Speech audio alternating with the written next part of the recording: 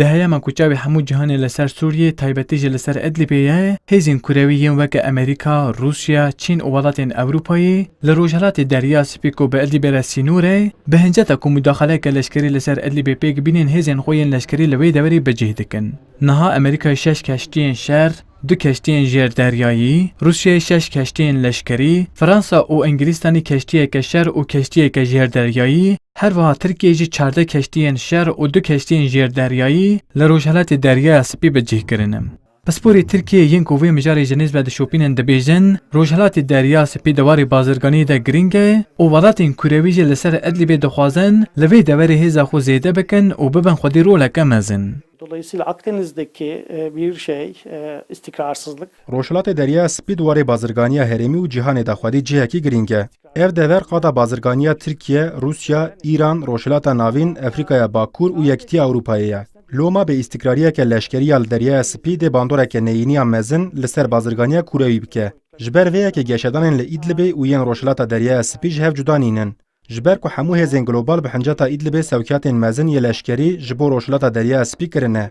ڕۆژهەڵاتی دەریا سپی لەگەڵ و ناوەندێکە بازرگانیە یا گرینگێ دە هەمان دەمێدا قادێکە بەرفرە ئا کانزەی نەفت و گازە سروشتیە ژیم. لە گۆری لێکۆڵینین کو هاتنێکردن ڕۆژهەڵاتی دەریا سپی کانزەی نەفتی 1.7 میلیار بەرمیلن و یا گازە سروشتیژی 122 تریلیۆن مەترە سێگۆشەیە.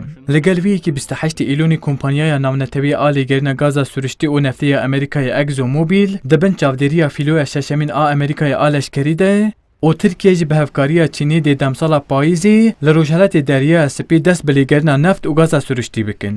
لۆما لە گۆری پسپۆران ji ber van kanzeyên neft û gaza sürüştî dibe ku hêzên kurewî bên beramberî hev û şereke nû yê bazirganiya cîhanê xwe bide der. Yani dünyadaki sistem şu anda çözülüyor.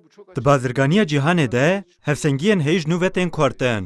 Tiştên ku Rojhilatê Deryaya Spî qewmin tenê nebijê derkên enerjiyê ve di heman demê de bi kontrolkirina wan ve jî girêdayî ye. Ev yek giring e çimkî di bazirganiya cîhanî de di rêza yekem de enerjî tê. Dê demeke dirêj li wir lîstik bên lîstin. Lê belên halpêşiya welatan kêşeya Îdlibê heye ku were çareserkirin û piştî Îdlibê de hemû çar ser Rojhilata Deryaya Spî bin. İhtimal heye proseyeke ku dahatuya bazirganiya cîhanî jî bikarîne. ڕۆژهەڵاتی دەریا سپی دەردۆرە گەڕەوە قەبرسێدا جێ دەگرن. قەبرس بە تایبەتی دناوبەرە ترکیە و یافنانیستانیدا یەک ji mijara ku nehatiye çareserkirinê loma ne diyare ku dê kîjan welatê ji vê enerjiyê çi qas par bistîne.